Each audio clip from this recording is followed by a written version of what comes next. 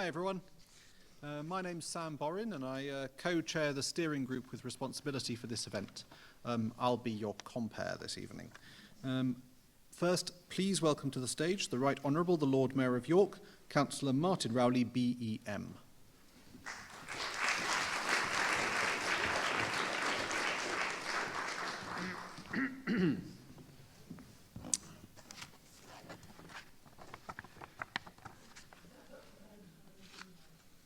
Lady Mayoress, Sheriff, honoured guests, ladies and gentlemen.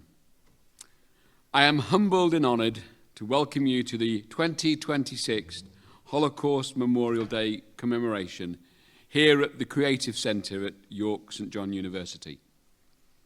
I'm particularly honoured to welcome Susie Kaufman. I haven't actually seen Susie, I'm assuming she's here. Susie, wave at me if you're here. Lovely. From the Holocaust Educational Trust.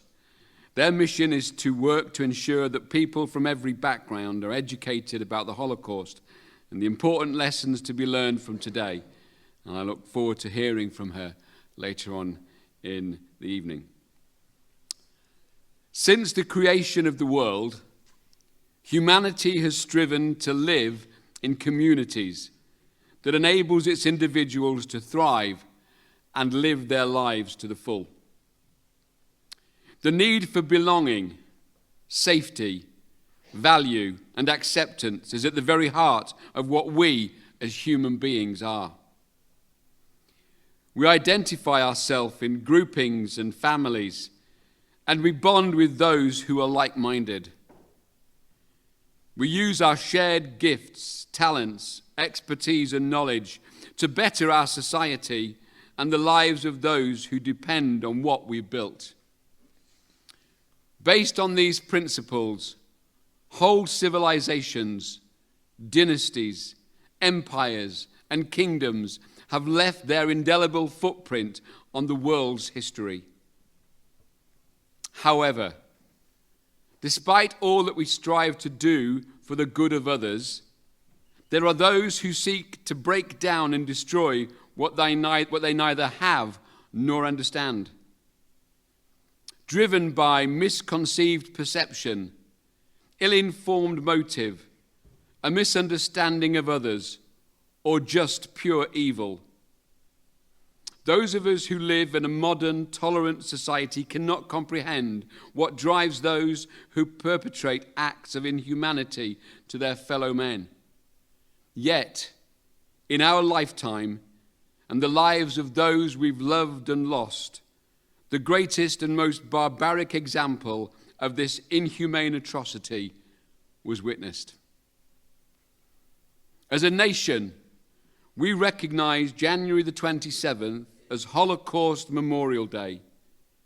We commemorate the 6 million Jewish men, women, and children murdered during the Holocaust, and the millions more murdered under Nazi persecution. Today is also a day when we honor those who survived the Holocaust. Some survived through sheer determination and circumstance. Others survived because of those who were willing to risk their lives to save others from persecution and death. And some had no idea why they survived, and their families didn't either, which must bring its own challenges. I can't begin to imagine how it must have felt and still feel today to have survived, but know that so many of your family and friends didn't. Those survivors paid a huge price for their freedom and lives. But as each year passes, we know there are fewer and fewer survivors and witnesses. And eventually there'll come a time when we no longer have eyewitnesses to these unimaginable events. I've heard it said that a person dies twice. Once when their heart stops, and again when they are forgotten. That's why it's so important that we're here today to remember, to honor, and to share their stories, to bear witness, to make sure that humanity never, ever forgets. It's our duty to make sure that we never again allow this evil blight in our modern history to be repeated. We can do this by teaching our children and grandchildren tolerance, understanding, and keeping the stories of the innocent victims of the Holocaust alive. 3 years ago, I had the opportunity to visit Krakow in Poland. I visited the Jewish ghetto and saw the square where innocent families were torn apart and separated. Today, there are 70 simple metal chairs placed across the square, each chair representing 1,000 Jewish lives that were lost. 1,000 Jewish lives that were lost. So that's 70,000 lives from that simple area of Krakow whose lives were lost. I visited Auschwitz and Birkenau. I saw the gates that millions of innocent men, women, and children walked through into an unknown future. Tears welled up as I walked through the rooms where suitcases were stacked, shoes piled up, and tons of human hair stored. Each artifact representing an innocent life, a victim of this evil inhumanity. Both of these places have been preserved to ensure that we remember, because it's only by remembering the past, honouring the victims, learning from the survivors, that we can build a future where no one lives in fear of persecution. The theme for this year's Holocaust Memorial Day is Bridging Generations, a reminder that the responsibility of remembrance does not end with survivors. It lives on through their children, their grandchildren, and all of us. What better place could there be to talk about working for a better future in York, the UK's first human rights city, than this wonderful university, the place where education and brighter futures begins. So thank you, York St John's, for hosting this important event, and thank you to everyone for coming here to learn, honour, take time to remember, and help lay the foundations for the better future that we owe the victims and survivors. Thank you very much.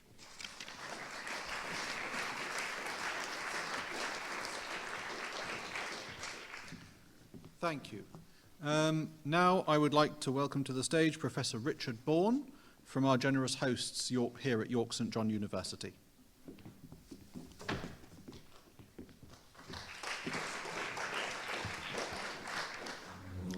Well, good evening, everybody. As you've just heard, I'm Professor Richard Bourne. I am the Pro-Vice-Chancellor Education here at York St John University. And it's my pleasure to welcome you to the university as we commemorate the annual Holocaust Memorial Day.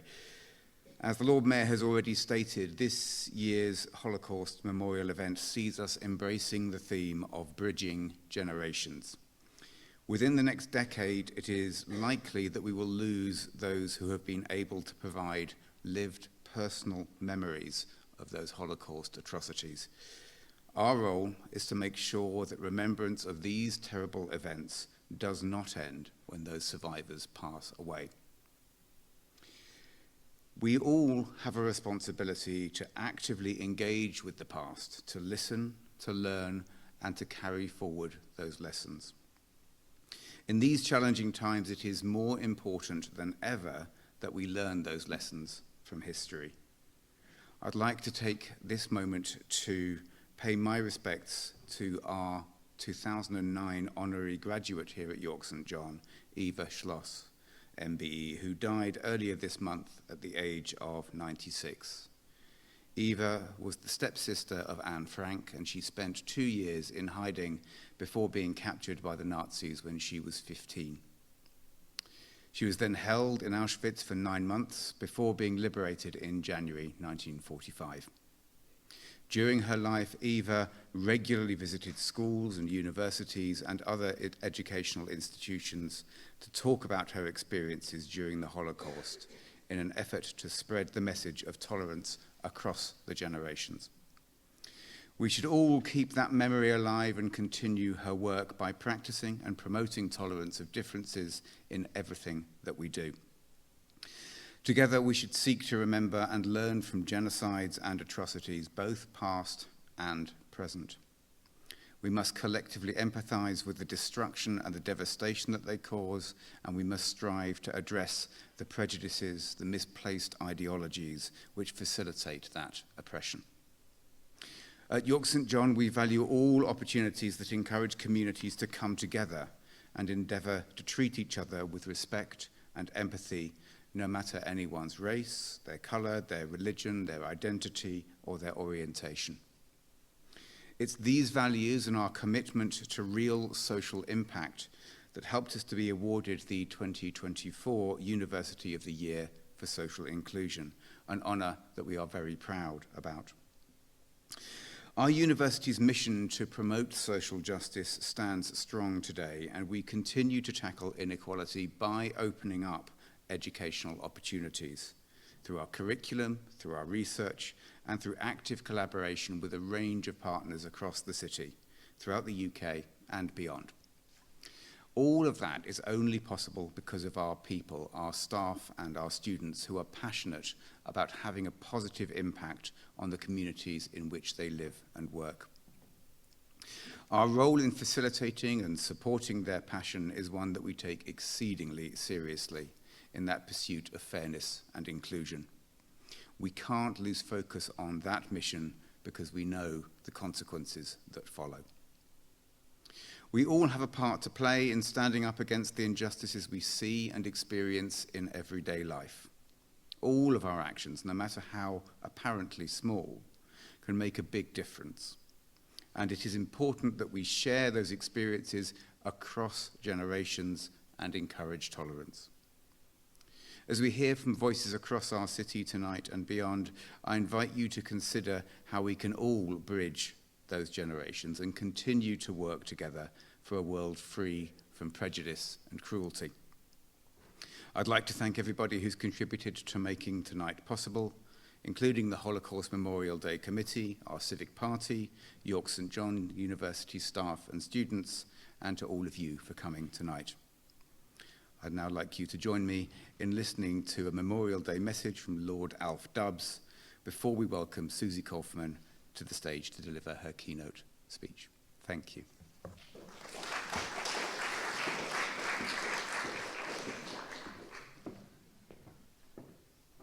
Thank you for inviting me to take part in your Holocaust Memorial commemoration today. I came on a kinder transport from Prague to escape the Holocaust in the summer of 1939 as a 6-year-old, and obviously I've ever since then been very committed to the cause of refugees and indeed to make sure that the events of the Holocaust are never forgotten. These events were well illustrated by the film about Nicky Winton, who organised the kinder transport from Prague in a film called One Life, which is certainly worth seeing. Let me fast forward to a story about East London School. Some years ago I went to a school in East London. It was a maintained school, but it was all Muslim boys, and their project was the kinder transport and the Holocaust.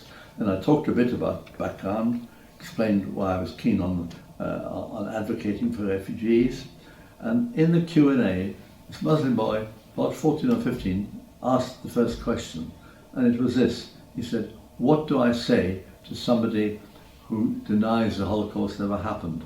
I think that was a terrific question coming from a Muslim boy in the East End of London, really searching for the truth, and I thought this was great that the school is doing that. The Holocaust Memorial Trust does some excellent, and the Holocaust Educational Trust do some excellent events to commemorate the Holocaust, and I think it's absolutely crucial that these things are never forgotten. The Holocaust Education Trust takes parties to Auschwitz, and certainly anybody who's been to Auschwitz will never forget the experience of being there, the solemn blocks where people were gassed, and indeed the dreadful lesson about what was happening in Europe at the time. More recently, we're tending to forget the Holocaust, and that's why it's important that events like today are there, and we need all the strength we can to make sure that every generation, succeeding generation, learns what happened. The people who actually were around for the Holocaust, some escaped the camps, some survived the camps, and some of us managed to escape before we were put in the camps.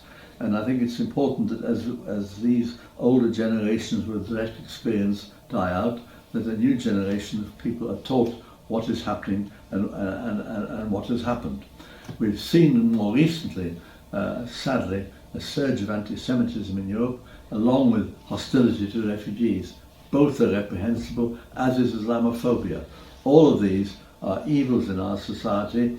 I was really shocked when more recently there were demonstrations outside hostels and hotels housing asylum seekers, people who had fled to this country for safety and were then being vilified, abused, and sometimes threatened with their lives. I think as a country we have to stand out for the decent standards of human rights which have characterized us over the years. And I think we must stick by the 1951 Geneva Convention and stick by the International Convention on Human Rights and stay members of the European Court of Human Rights. These are very important issues and we have never to forget them. Could I just add one other thought? And that's this. It's important we have public opinion on our side, and we have to explain why asylum seekers have fled from the countries where they were victimized, where they were threatened with persecution, threatened with torture, and threatened with death.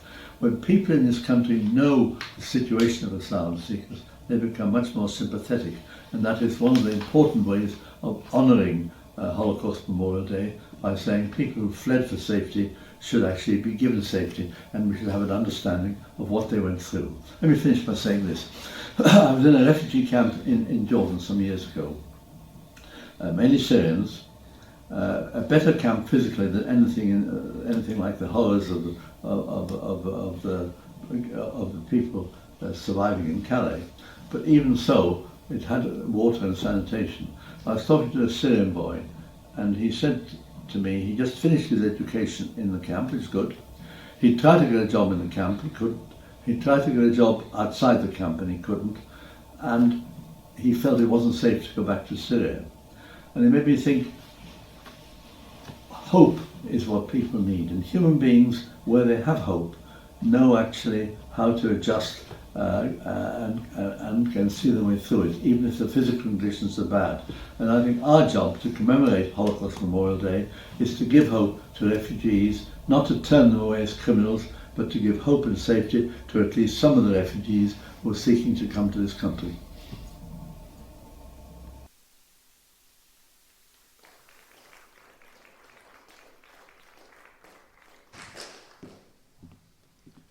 And thank you to Lord Dubbs for sending us his recorded speech. Now, please welcome Susie Kaufman from the Holocaust Education Trust.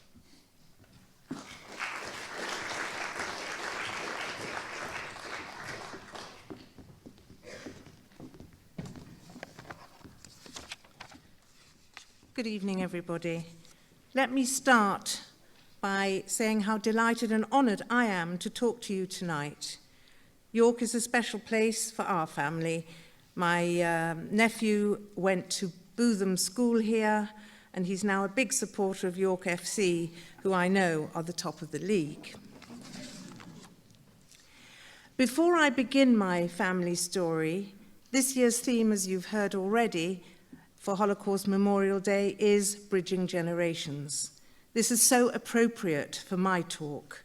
The theme emphasizes that the responsibility of remembrance does not end with my parents' generation, but lives on through their children, that is, through me. The Bridging Generations theme highlights the crucial role of my generation in preserving the memory of the Holocaust and carrying it forward. The title of my talk is How My 3 Refugee Parents Lost and Eventually Found Freedom. I want to tell you about the refugee experience of 3 of my family members in 3 countries, Germany, Austria, and England. The story centers around my 2 fathers, and I will explain how that came to pass shortly, and my mother, who sadly passed away last March at the age of 94. Let me start by telling you a little about myself. I was born in Gateshead, near Newcastle, in the northeast of England in 1954. I went to school in Newcastle and then, aged 17, came to London to go to Secretarial/Business College. And as many girls did not wish to go to university in those days. Shortly after I started, I met my husband-to-be, Andrew, introduced through my parents, very old-fashioned, and we married about 12 months later in Newcastle in September 1973. So now we've been married very happily for 52 years and have 2 children and 4 lovely grandchildren. In my career, I have worked for the royal photographer at the time in the early 70s, whose studio was in the famous Harrods store, a United States company called Sellotape International, a large hotel company, and then for over 25 years with the Association of Jewish Refugees, known as the AJR, managing the kitchens of their day centre, and for the last few years of the day centre's existence, running the whole centre. The members of the AJR are essentially refugees from the Nazis, together with some survivors, many of whom really flourished in their newly adopted country, but some also struggled with their new life. So our day centre was a real haven for them, where they were given a proper cooked lunch and the opportunity to socialise with members from the same background. I met so many wonderful people there, including Oskar Schindler's driver. And Oskar Schindler, of course, saved hundreds of Jews from death during the war. In 1998, I was appointed a magistrate and sat on the bench for 26 years. As a child of 2 refugee parents from the Holocaust, also known as a second-generation descendant, I would like to give you my insight into the first-generation refugee experience of my family, who escaped from Nazi tyranny from both Germany and Austria, and to describe to you their life under the Nazis, their escape to the UK, and how they rebuilt their lives in the northeast. This is the story of my father, Ronnie, my second father, Kurt, and my mother, Eva. I will start with my father, Ronnie, who was born in Bamberg, Bavaria, in southern Germany, on the 8th of January, 1923, into a middle-class Jewish family. Sorry, I'm waiting for a photograph.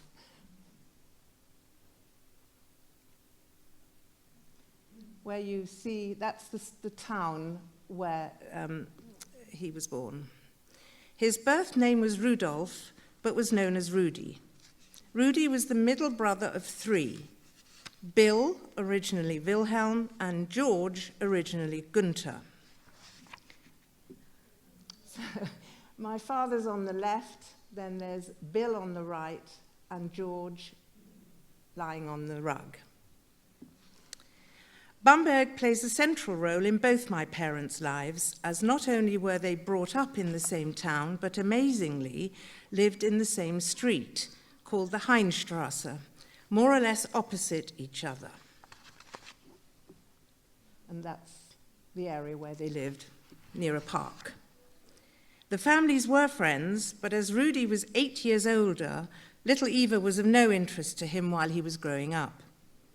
Bamberg, situated just northwest of Nuremberg, is a picturesque small town with a pre-war population of around 60,000, of which only 821 were Jewish in 1933, when Hitler came to power. It is over 1,000 years old, with a famous cathedral and many palaces and churches. And here you see the town hall, which is very rococo, and a picture of the river, and that part of Germany, that area, was known as Little Venice because of all the water. It's regarded as a medieval gem. It is one of the most beautiful small towns in Germany, a very romantic setting, spared from the Allied bombing raids during the war as it was of limited strategic importance and more romantically became the meeting place of my parents after the war, but more of this later.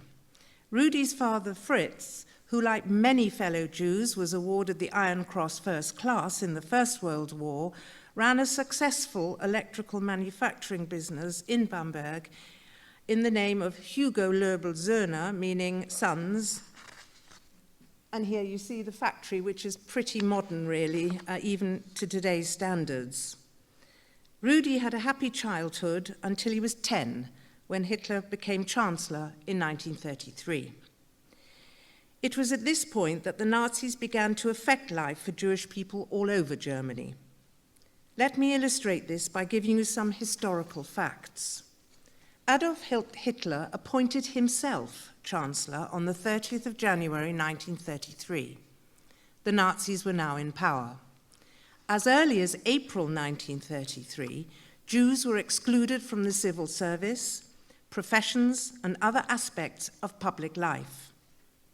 Another law in April 1933 restricted the number of Jewish students at German schools and universities. In the same month, further laws sharply reduced Jewish activity in the medical and legal professions.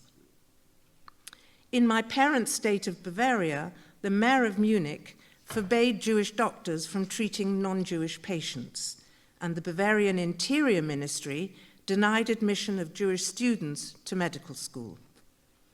At the national level, the Nazis prevented Jewish accountants from working, fired Jewish civilian workers from the army, and in early 1934 forbade Jewish actors from appearing on the stage or screen. In September 1935, the Nazis announced the infamous Nuremberg Laws, which prevented Jews from marrying non-Jews, took away their right to vote, and stopped them from holding public office. Life gradually deteriorated for the German Jews, culminating in the notorious Kristallnacht, the Night of Broken Glass, now known as the November Pogrom, on the night of November 9th to 10th, 1938, when the Nazis seriously damaged or destroyed around 1,668 synagogues, in fact, almost all the synagogues in Germany, vandalized over 7,000 Jewish-owned shops and businesses, desecrated Jewish cemeteries, broke into homes and destroyed furniture and terrorized Jewish families. 30,000 Jewish men were arrested and sent to concentration camps such as Dachau, near Munich, in Bavaria. Jewish men were beaten up in the street and approximately 91 died. It was then that the Jewish population finally realized that life for them in Germany was effectively over. As far as Bamberg was concerned, the synagogue was completely destroyed, as was the Jewish restaurant and youth club at the White Dove Inn. And you can still see the flames the following morning from the synagogue. According to the Bamberg Police Department, and I quote, "During the night, several Jews provoked the enraged masses simply by appearing on the streets. All Jewish males between the ages of 18 and 60 were taken into custody and held at the Bamberg district prison, and this group was then transferred into the hands of the camp administration at Dachau. On the following night at 2:57 a.m., 81 men departed for Dachau by express train." End of quote. As far as my father Rudy was concerned, he went to his school as usual the morning after Kristallnacht and was immediately expelled and sent home. This ended his state education in Germany. For Rudy's parents, Kristallnacht signified to them that their family, particularly their 3 sons, were no longer safe in Germany. Therefore, they made the incredibly brave decision to send my father, then only 16, alone to England in January 1939 as an apprentice car mechanic at a garage in Kent, which they found through business contacts. Although England was for Rudy an unknown land, he did speak some English, having had the help of an English tutor in Bamberg. And Rudy, who in England became Ronnie, was a very bright boy and a quick learner. My grandparents had to surrender their business and everything of value to the Nazis and arrived in England in May 1939, just 3 months before the onset of war, and initially lived in Hampstead, London, just around the corner from where I now live. Each refugee who came to the UK had to find a guarantor in order to ensure that they would not be a burden on the UK state. The guarantee was £50, which in today's money would be equivalent to £4,000, so a very substantial amount indeed. In the mid-1930s, the UK government set up 2 major industrial estates, one in Pontypridd in Wales, known as Treforest, and the other in Gateshead in Teme Valley, which was formally opened by King George VI in February 1939. Both industrial estates were built in distressed areas of high unemployment, and the government encouraged the entrepreneurial refugees to open factories there with generous grants. My grandparents had to decide whether to move to Wales or the northeast, and decided to go to Teme Valley because they felt they would be nearer to their European customers with whom they were still in touch from their former Bamberg business, with their products being transported by ship from the River Tyne. Initially, they would manufacture electrical products to help with the war effort. So Ronnie and his parents moved up to Gateshead in 1939 and took a lease of a new factory on the estate run by my grandfather and great-uncle, together with my father, Ronnie. The business was called Loblight. You can see it there. In fact, in 1939, there was only one factory. It was only years later that they rented another one. And in effect continued manufacturing the same products as they had done in Germany, namely electrical light fittings. And here you can see, well, they're not the light fittings, but they're plugs and adapters, which was a big part of the business. Amazingly, the family were able to transport to the Teme Valley some of the machines from the German factory, even though the German company had been confiscated by the Nazis in 1938. A few years after the end of the war, Ronnie's younger brother, George, joined the business as my grandfather became unwell.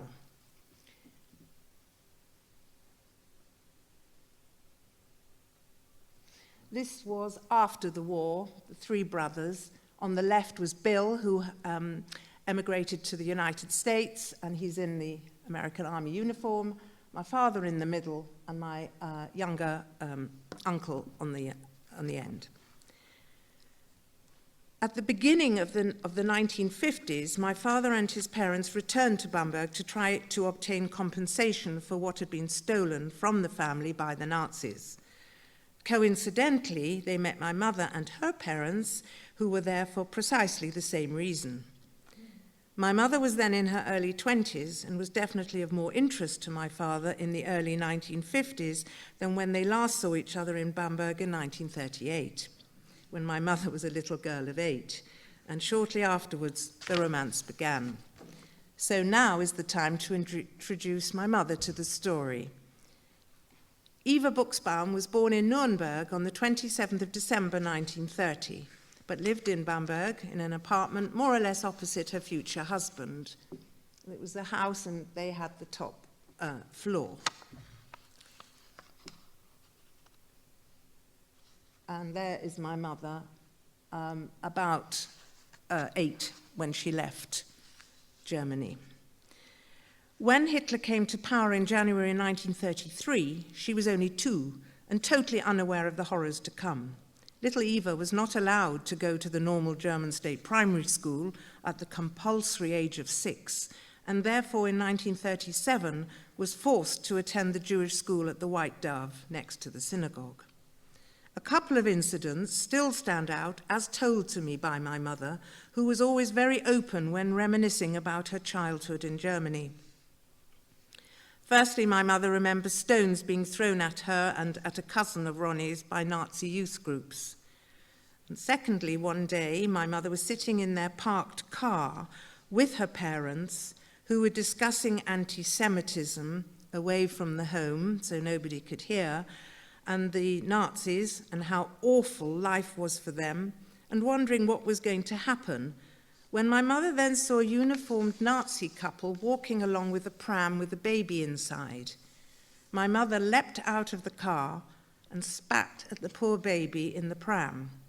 My grandfather was horrified, and in my mother's words from the transcript of her life story taken by the Association of Jewish Refugees, and I quote, "He gave me a good smack on my bottom and took me away. He was petrified I was going to be shot or imprisoned.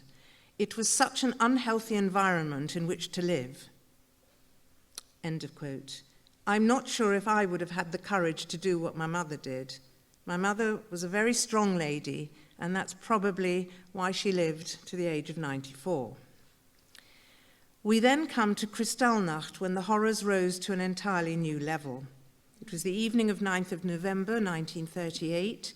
My mother was at her grandparents' flat in the same street and watched the synagogue burning next to her Jewish school, and also her family doctor dragged out of his home and badly beaten up with an iron rod, left bleeding in the road.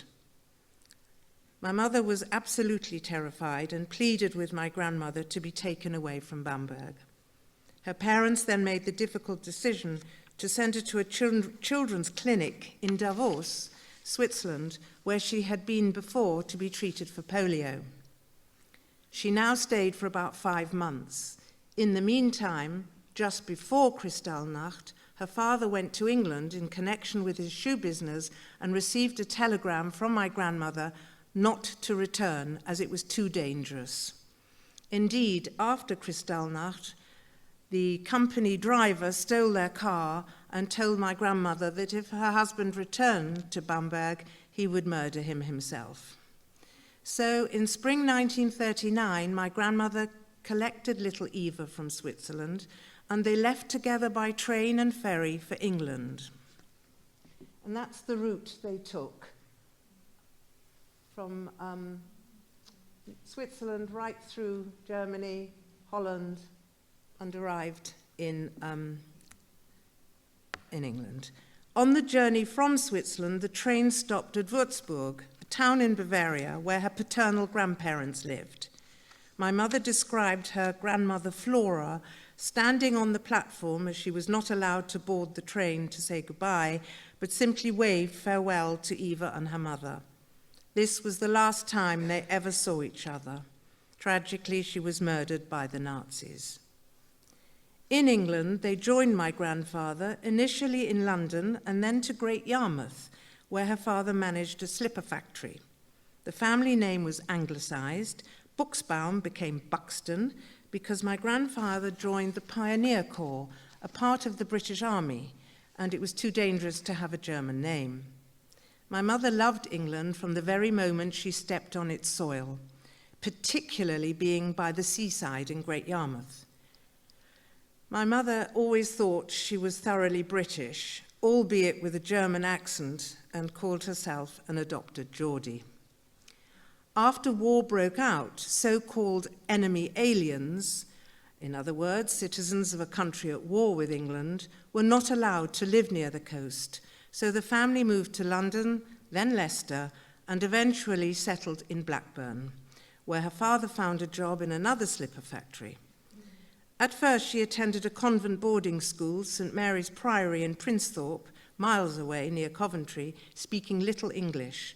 She later took the equivalent of GCSEs and A-levels at Blackburn Grammar and completed her English education by going to watch Blackburn Rovers at Ewood Park with her father when he was around. After she left school, she went to Gloucester Teacher Training College to study domestic science and became a teacher of that subject in Covent Garden. Then followed the fateful trip with her parents back to Bamberg, where she met the now grown-up Ronnie. Let me digress for a moment. Up to now, I've only told you stories about bad Germans, but there were some good and brave Germans who helped the Jews. The story is of the family Kraus. They were Catholic friends of my great-grandparents who approached my grandparents just before they fled Germany and told them that they would look after my great-grandparents' flat in Bamberg until this was all over. They kept to their word, and shortly after the end of the war, the flat was returned to the family totally untouched. Their daughter came to Newcastle to help my mother when I was born, and in fact I went as an au pair to Bamberg to look after their grandchildren. The friendship continues to this day. Romance between Eva, now 22, and Ronnie soon blossomed. They are my parents together, and they married in March 1953. There is my mother and her father. In his wedding speech, Eva's father said to the guests, "Ronnie's marrying the girl next door." I was born later in March 1954, as you can see, followed by my brother Stephen in 1958. In the 1950s, Ronnie not only worked in the family business Loblight, inventing products and designing new machinery, but also studied at night school in Gateshead for his degree in electrical engineering. By the time I was born, the business was flourishing and employed around 120 people. Sadly, my father was soon diagnosed with multiple sclerosis. His specialist was a young doctor originally from Vienna by the name of Kurt Shapira.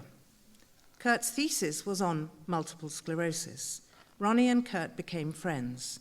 My father was a highly intelligent man, very kind and loved by all. However, he tragically passed away at the age of 42 in 1965, leaving my mother alone with 2 young children. My uncle George took over the business, which he ran for nearly 30 years until it was sold in 1994.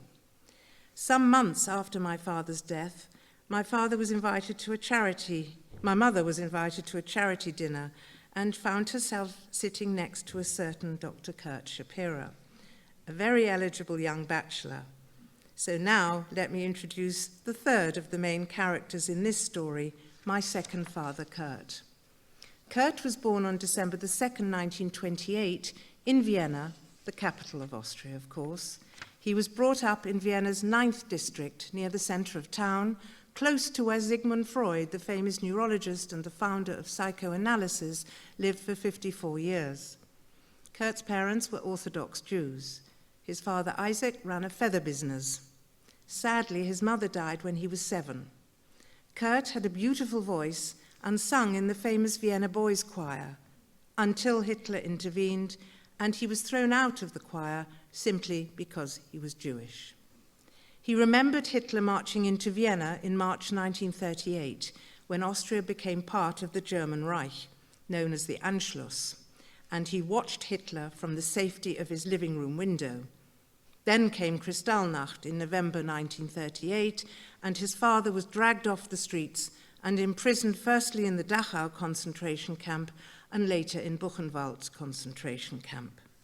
He only spoke of this briefly at the end of his life, telling my father about the torture he suffered and the appalling conditions.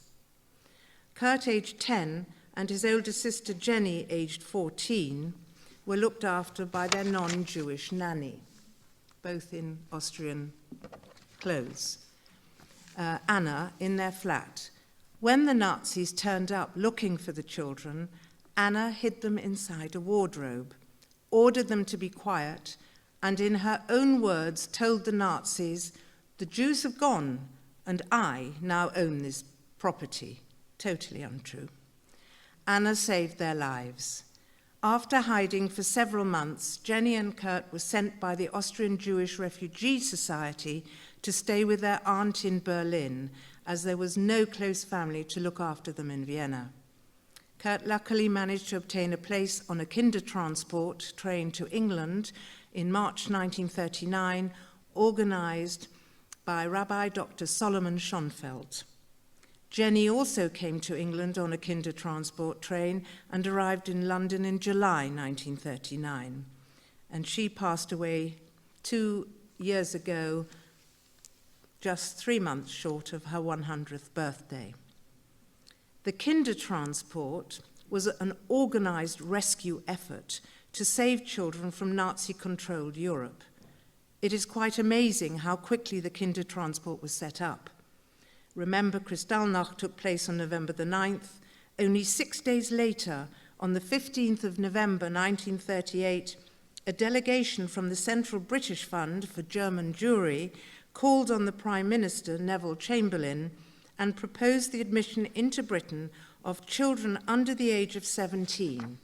A full-scale debate on refugee policy took place in Parliament a further 6 days later, on the 21st of November, and at the end of that debate, the Home Secretary, Sir Samuel Hoare, announced that the Home Office would give entry visas for all child refugees whose maintenance could be guaranteed.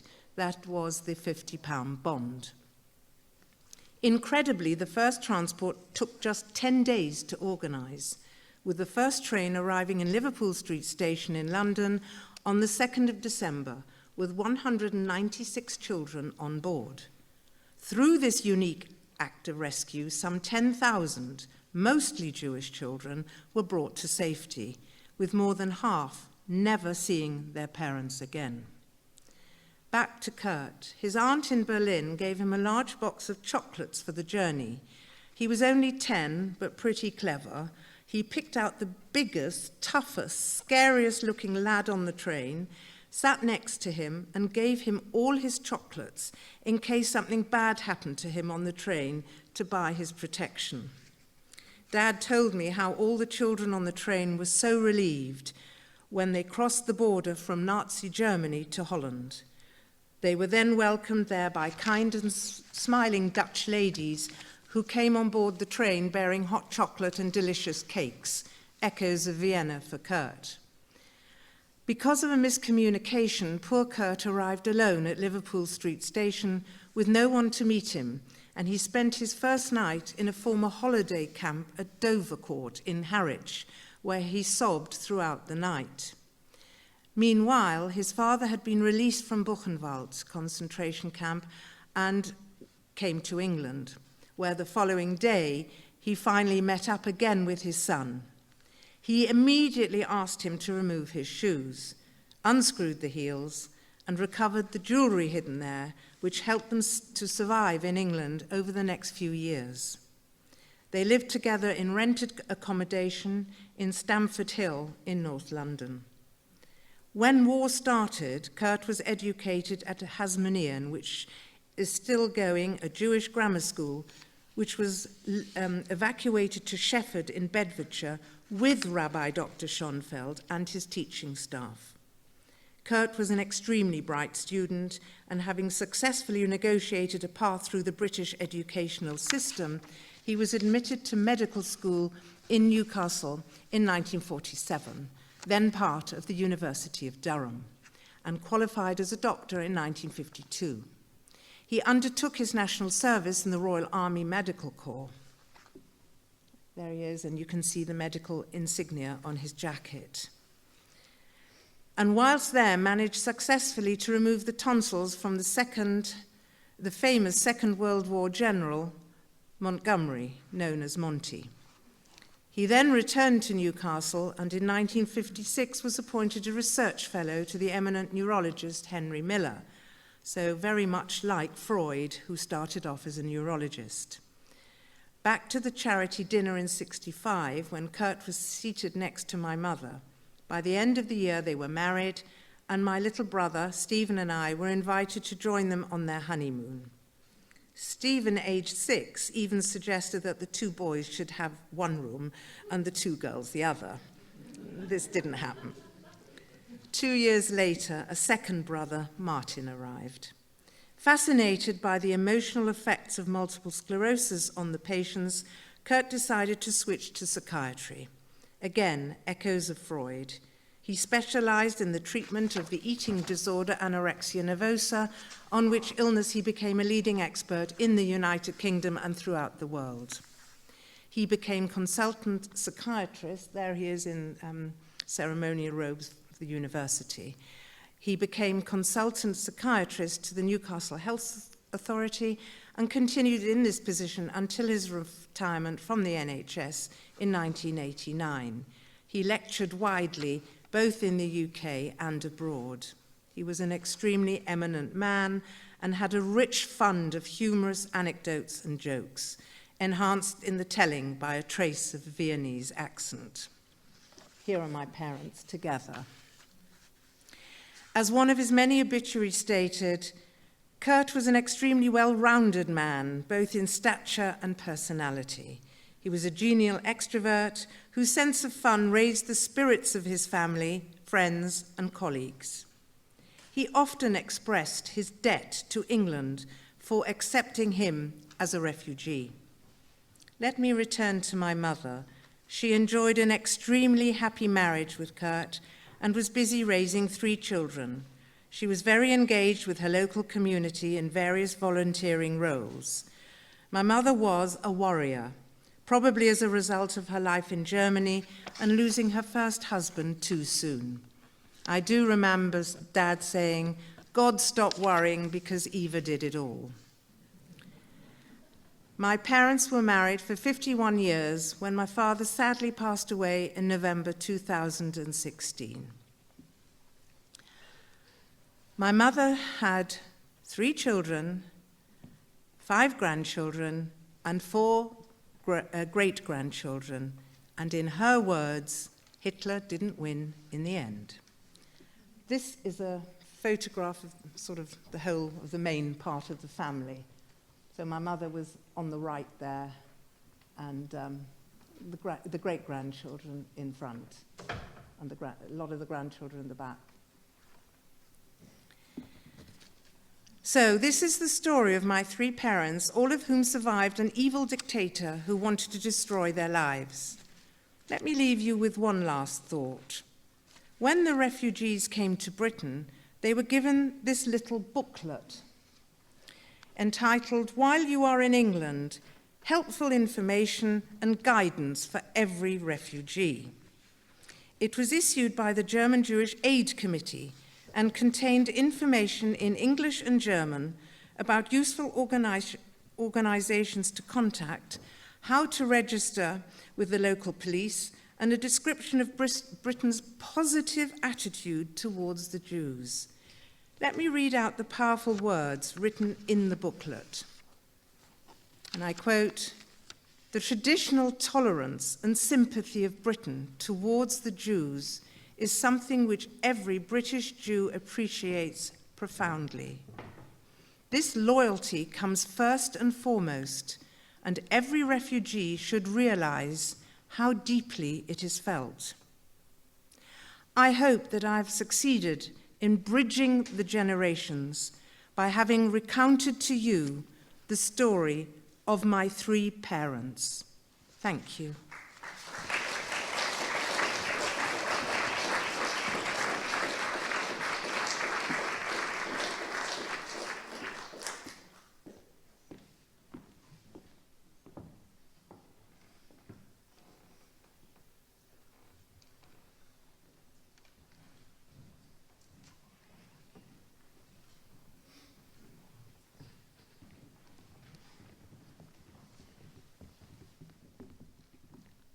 We're now going to have the reading of the 7 commitments of Holocaust Memorial Day.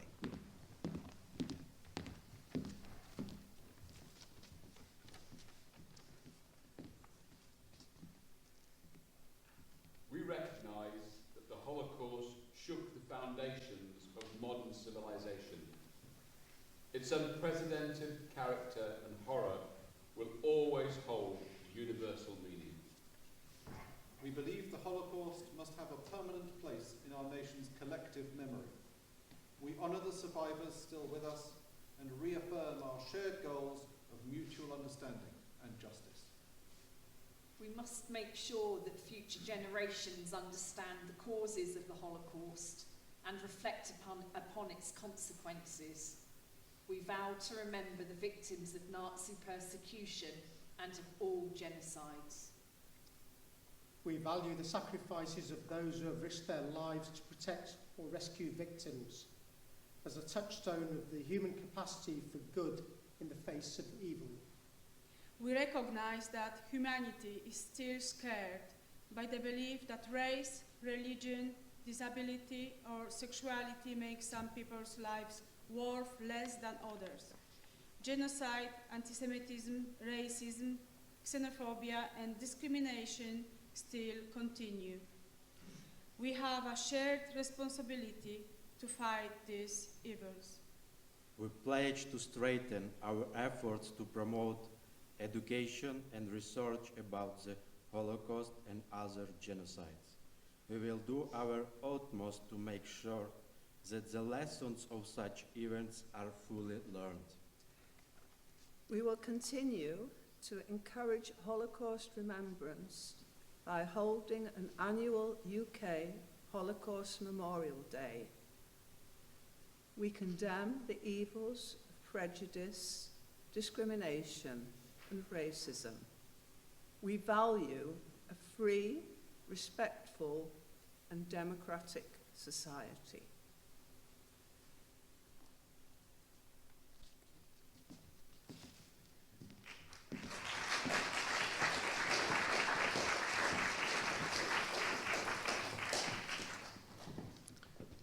On behalf of the steering group, I would like to thank York St John University for hosting us this evening, Professor Bourne and the Lord Mayor for their welcomes, Lord Dubbs for sending us his recorded speech, Susie Kaufman for her speech, and our 7 commitments readers. I would also like to thank everyone behind the scenes at the Council for making this event happen, especially Bianca Vartik, who has worked incredibly hard to put everything in place over the last few weeks. Finally, thank you all very much for coming tonight and showing that Holocaust commemoration and all that means is so broadly supported in our city. Have a good night.